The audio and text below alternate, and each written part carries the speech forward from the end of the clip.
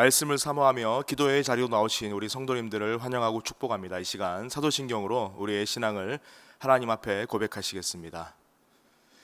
전능하사 천지를 만드신 하나님 아버지를 내가 믿사오며 그 외아들 우리 주 예수 그리스도를 믿사오니 이는 성령으로 잉태하사 동정녀 마리아에게 나시고 본디오 빌라도에게 고난을 받으사 십자가에 못 박혀 죽으시고 장사한 지 사흘 만에 죽은 자 가운데서 다시 살아나시며 하늘에 오르사 전능하신 하나님 우편에 앉아 계시다가 저리로서 산 자와 죽은 자를 심판하러 오시리라. 성령을 믿사오며 거룩한 공회와 성도가 서로 교통하는 것과 죄를 사하여 주시는 것과 몸이 다시 사는 것과 영원히 사는 것을 믿사옵나이다. 아멘. 찬송가 284장 오랫동안 모든 죄 가운데 빠져 함께 찬송하시겠습니다. 오랫동안 모든 죄 가운데 빠져 더럽기가 한량 없던 우리들 아무 공로 없이 구원함을 얻어 하나님의 자녀 지금 되었네. 주의 그 사랑 한량 없도다. 찬송할지어다 예수의 공로. 주의 그 사랑 한량 없도다. 찬송할지어다 예수의 공로. 주의 보혈로서 정결하게 씻겨 죄악에서 떠난 몸이 되었고 세상 근심 구름 간 곳 없어지니 하나님의 빛이 영화롭도다. 주의 그 사랑 한량 없도다. 찬송할지어다 예수의 공로. 주의 그 사랑 한량 없도다. 찬송할지어다 예수의 공로. 죄의 깊은 잠과 뜬 세상의 꿈을 어서 깨어나라 나의 친구여. 은혜 받을 날과 구원 얻을 때가 지금 온 세상에 선포되었네. 주의 그 사랑 한량 없도다. 찬송할지어다 예수의 공로. 주의 그 사랑 한량 없도다.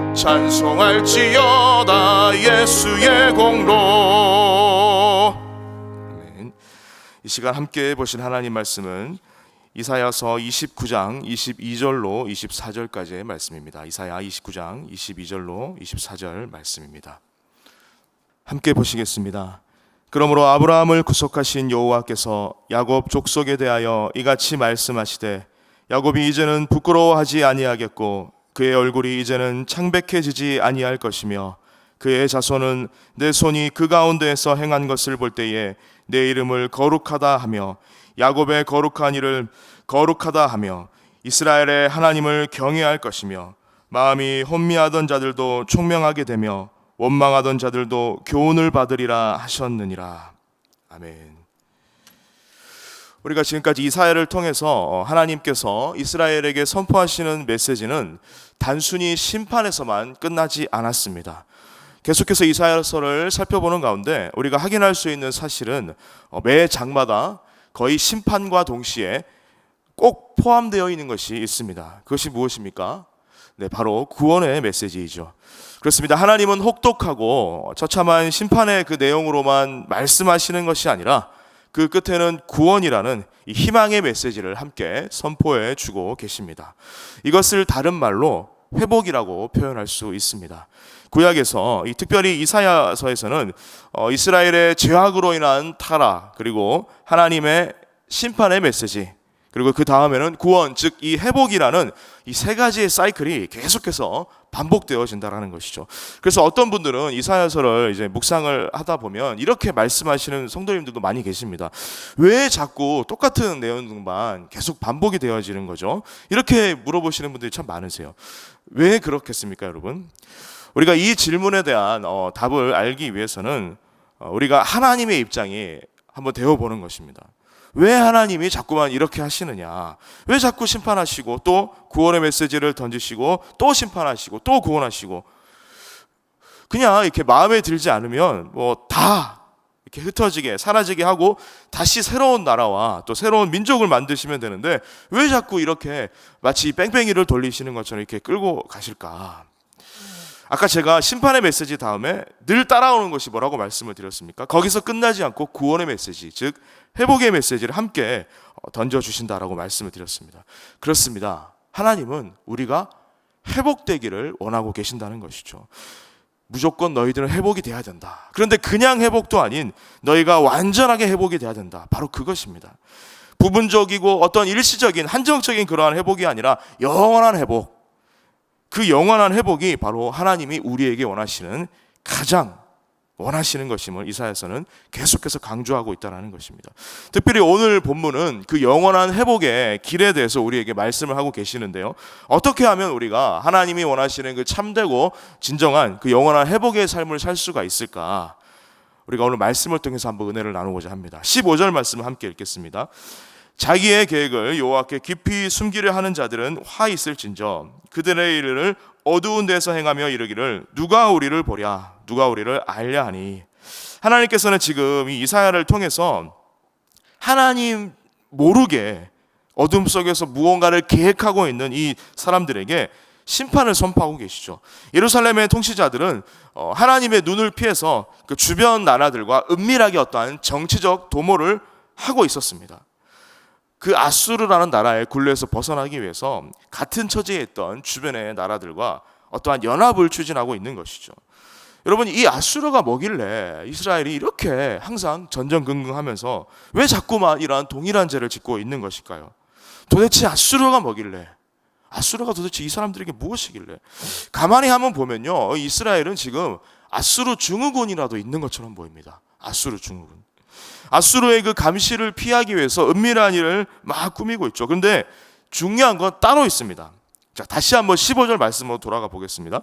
자기의 계획을 여호와께 깊이 숨기려 하는 자. 자기의 계획을 여호와께 깊이 숨기려 한다. 저는 여호와께 깊이 숨기려 하는 이 표현이 자꾸만 마음에 걸립니다.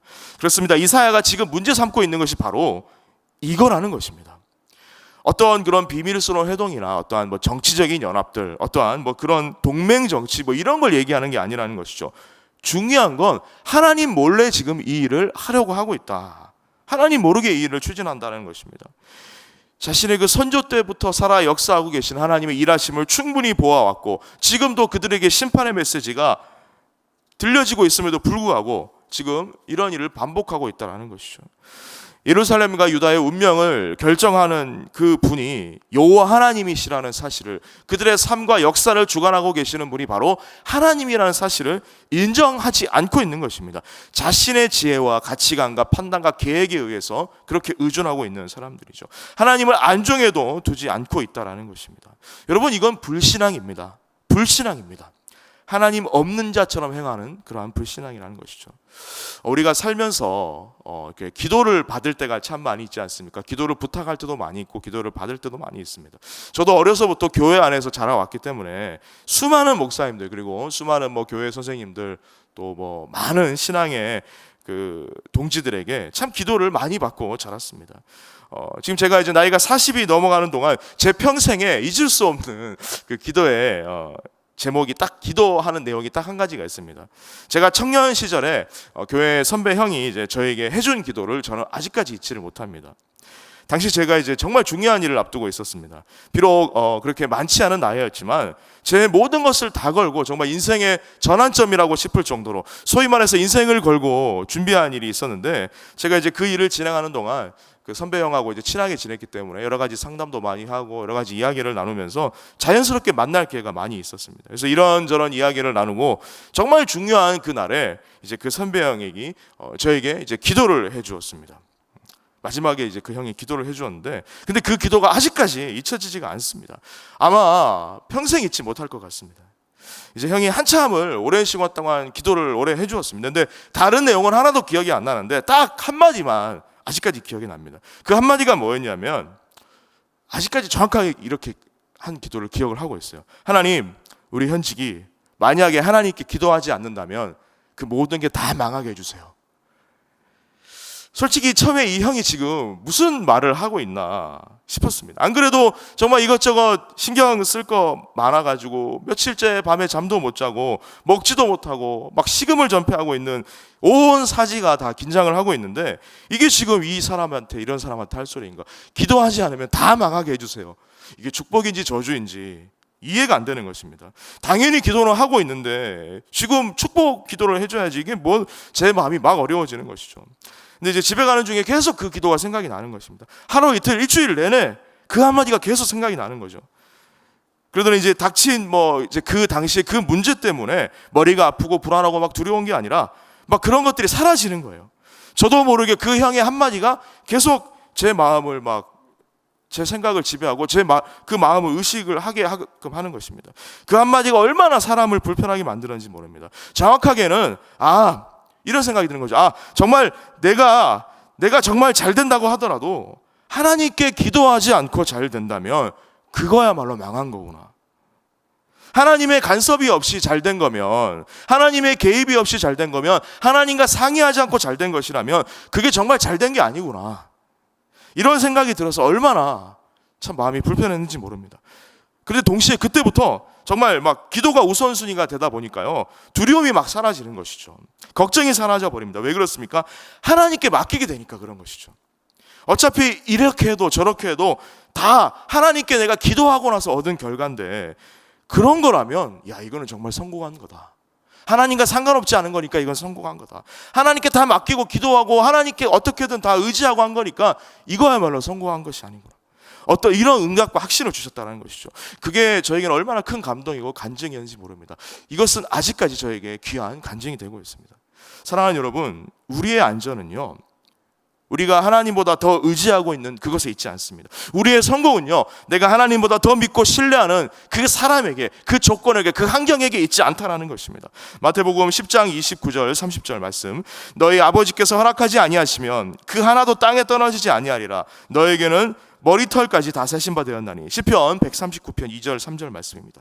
주께서 내가 앉고 일어섬을 아시고 멀리서도 나의 생각을 밝히 아시오니 나의 모든 길과 내가 눕는 것을 살펴보셨으므로 나의 모든 행위를 익히 아시노니. 여러분, 우리 하나님 어떤 분이십니까? 내 머리카락 하나까지도 다 세신 바 되시는, 나의 모든 앉고 일어섬을 알고 계시는 하나님, 그 전능하신 하나님께서 지금도 불꽃 같은 눈으로 저와 여러분을 지켜보고 계시는 줄 여러분 믿으시기 바랍니다. 주님이 다 보고 계시고 주님이 다 알고 계십니다. 우리는 하나님을 떠난 이 불신앙의 삶을 살게 되면 바로 이 놀라운 진리, 우리가 이 당연한 진리와 멀어지게 된다는 것이죠. 나와 상관없게 됩니다. 내가 믿고 의지하는 것이 하나님보다 더 뛰어나다라고 인정하는 셈이 되는 것이죠. 바로 이 유다 백성처럼 또 그 아수르 증후군에 시달려서 힘든 일이 다가올 때마다 그 아수르 증후군에 시달려서 세상의 것, 세상의 조건과 세상의 사람을 의지하게 된다는 것이죠. 속고 또 실망하고 또 좌절하면서도 말입니다. 16절 말씀 함께 읽겠습니다. 너희의 패역함이 심하도다. 토기장이를 어찌 진흙같이 여기겠느냐. 지음을 받은 물건이 어찌 자기를 지은 이에게 대하여 이르기를 그가 나를 짓지 아니하겠다 하겠으며, 빚음을 받은 물건이 자기를 빚은 이에게 대하여 이르기를 그가 총명이 없다 하겠느냐. 여러분, 오늘 이 16절 말씀이 포인트입니다. 이 16절 말씀 여러분 주목을 하셨으면 좋겠어요. 이들에게 하나님은요, 죽어버린 존재, 그 이상 그 이하도 아니었다라는 것이죠. 무슨 말입니까? 하나님을 그냥 토기장이, 그러니까 자기를 만드는 토기장이로 생각하는 것이 아니라 자기들과 똑같은 그런 토기에 똑같이 동일하게 생각한다는 것이죠. 자기들과 다를 바가 없다는 거예요. 해석하자면 이렇습니다. 만들어진 물건이 그 만든 사람의 소유와 능력을 부정하는 태도, 그러니까 재료에 불과한 진흙이요, 그 재료로 갖고 그 그릇을 만든 토기장의 능력을 판단하고 평가하고 있다는 것입니다. 피조물인 인간이 자신을 만드신 창조주의 능력에 대해서 이의를 제기하고 있는 것입니다. 그 하나님의 능력에 대해서 이의를 제기하고 있는 것이죠. 아닐 거야, 못할 거야, 그 정도까지 되겠어? 너 뭐 눈에 보이지도 않는데 뭘 내가 이렇게 하는 걸 제대로 알긴 하겠어? 하나님을 믿지 못하는 자들의 특징이죠. 하나님이 우리가 은밀히 행하는 이 모든 일들을 보고 계실까? 설마? 이러한 의심을 가지고 자꾸만 자신의 생각대로 판단한다는 것입니다. 사랑하는 여러분, 저와 여러분은 어떠하십니까? 때로는 우리 본성의 연약함 때문에 그 연약함으로 인해서 파생된 우리 삶의 그 앗수르 증후군이 우리를 이러한 불신앙의 연결고리로 빠져들게 하고 있는지는 아는지, 오늘 이 말씀을 통해서 우리가 겸손히 돌아보며 내 신앙을 한번 점검해 보셨으면 좋겠습니다. 하나님은 분명히 살아계십니다. 그리고 크고 전능하신 만물의 왕이시며 영원한 내 아버지가 되십니다. 우리가 그분을 잊지 마시기 바랍니다. 우리가 주님 앞에서 교만하고 때로는 이러한 냉소적인 이런 불신앙적인 마음 자세를 바꾸지 않고서는 참된 회복을 우리가 경험할 수가 없습니다. 우리가 하나님의 손에 빚어진 그 진흙임을 깨닫고 더욱더 겸손하고 가난한 마음으로 하나님 앞에 나오게 될 때에 이 앗수르 증후군을 벗어나서 하나님의 역사하심을 비로소 깨달을 수 있다라는 것입니다. 그 역사하심을 우리가 비로소 우리 삶 가운데 경험하고 보게 된다는 것입니다. 자, 그 회복의 내용이 무엇입니까? 이제 선지자는 17절에서 24절 이 단락에서 하나님의 회복의 역사의 메시지를 한 세 가지 정도로 나누어 선포하는데요. 첫 번째로 18절 말씀입니다. 그날에 못 듣는 사람이 책의 말을 들을 것이며 어둡고 컴컴한 데에서 맹인의 눈이 볼 것이며, 여러분 말씀의 눈이 들려지게 된다는 것이죠. 말씀이 들려지게 된다는 것입니다. 어제 우리가 봉한책을 나누었는데요. 봉한책의 말씀 기억하십니까? 글을 읽거나 못 읽거나 아예 말씀을 들을 노력조차 하지 않는다, 그렇게 말씀한 내용이었죠. 그렇지만 참된 회복을 경험한 사람들에겐요, 말씀이 들려지게 된다는 것입니다. 그 말씀을 듣게 되고 인생의 캄캄한 어두운 데서도 그 말씀의 능력을 꼭 결국은 경험하게 될 사람들, 바로 그 회복의 첫 번째 증거가 바로 이것이라는 것입니다. 말씀이 들려지는 회복을 경험하게 된다. 두 번째로 19절 말씀입니다. 겸손한 자에게 여호와로 말미암아 기쁨이 더하겠고 사람 중 가난한 자가 이스라엘의 거룩한 이로 말미암아 즐거워하리니, 참된 회복의 그 두 번째 바로 기쁨을 누리게 되는 것이죠. 여러분, 이것이 우리의 영적인 변화입니다. 여호와 하나님을 나의 하나님으로 인정하는 사람들은요, 그 하나님 때문에 기뻐할 수 있다는 것입니다. 왜냐하면 하나님을 기뻐하는 것이 진정한 힘이 됨을 알기 때문이죠. 시편 37편 4절 말씀에 또 여호와를 기뻐하라. 그가 내 마음의 소원을 내게 이루어 주시리로다. 나의 발을 사슴과 같게 하셔서 저 높은 곳으로 다니게 하시는 그 여호와의 힘, 바로 그것을 말씀하고 계시는 것입니다. 그 여호와의 힘을 우리가 경험하게 되는 것, 그렇게 행하신 하나님을 기뻐하시는 저와 여러분 되시기를 주님의 이름으로 축복을 합니다. 세 번째 20절 말씀, 이는 강포한 자가 소멸되었으며 오만한 자가 그쳤으며 죄악의 기회를 엿보던 자가 다 끊어졌습니다. 세상 가운데 하나님의 정의와 공의가 회복이 되는 것이죠. 사랑하는 여러분, 우리가 이 세상을 살면서 가장 힘들고 이해하기 어려운 것 중에 하나가 이 악한 세대 가운데 왜 하나님은 그냥 침묵하고 계시는가, 바로 그러한 문제 때문에 우리가 얼마나 힘들 때가 많습니까? 그렇지만 결코 그렇지 않다라는 것입니다. 하나님은 이 모든 것들을 은밀히 다 보고 계시며 결국에는 하나님의 방법으로 그 공의와 정의의 심판을 내리신다는 것이죠.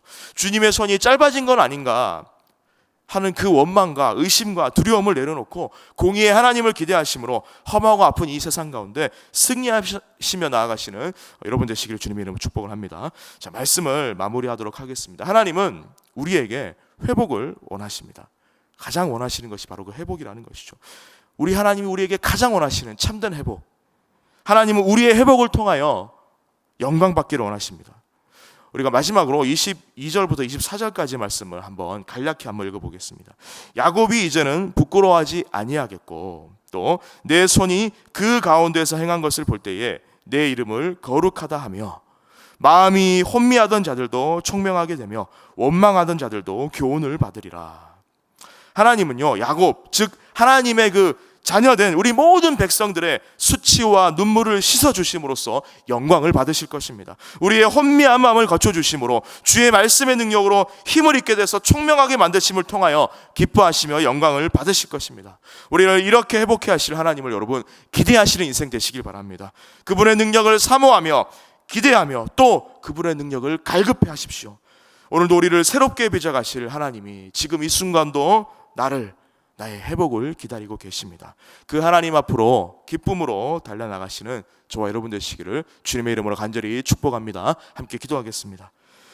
전능하시고 분명히 살아계신 나의 주 나의 하나님, 오늘 말씀을 통하여 하나님을 인정하지 못하는 것이 그것이 바로 불신앙임을 알게 하시고 다시 한 번 더 겸손히 주님께 맡겨드릴 수 있는 믿음의 결단을 허락하심을 감사합니다. 주님, 내 삶의 주인은 내가 아니라 하나님이심을 인정하며 주님께만 나의 모든 삶을 온전히 맡겨드리고 그 안에서 평안과 자유함을 찾을 수 있도록 우리를 붙잡아 주시옵소서. 주님, 나는 진흙입니다. 주의 손으로 나를 온전하게 빚어주시고 주님의 뜻이 나의 삶 가운데 완전히 이루어지는 그 참된 회복의 역사가 오늘 하루 그리고 우리의 일평생에 경험케 되어지도록 주여 인도하여 주시옵소서. 나의 창조주 되시며 나의 구원자 되시는 주 예수 그리스도의 이름으로 기도드립니다. 아멘. 우리가 주신 말씀을 기억하며 말씀을 듣고 결단하며 기도하기를 원합니다. 두 가지를 놓고 기도하기를 원한데요. 첫 번째로 내 삶의 주인은 내가 아니라 하나님이심을 인정하게 하시고 창조주 되신 하나님의 능력을 경험하는 인생이 되게 하여 주시옵소서. 주님께 맡기는 인생, 철저히 맡겨드리는 인생이 되기를 원합니다.